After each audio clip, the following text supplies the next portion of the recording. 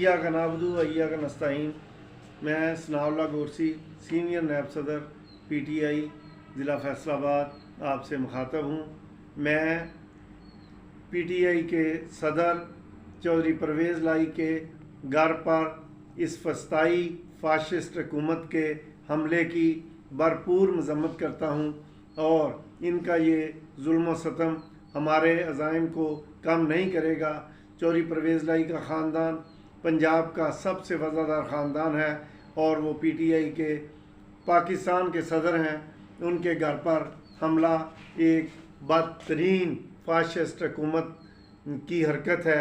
मैं इसकी पुरज़ोर मजम्मत करता हूँ और आपसे ये कहना चाहता हूँ कि जुल्म फिर जुल्म है, बढ़ता है तो मिट जाता है, खून फिर खून है, टपकेगा तो जम जाए।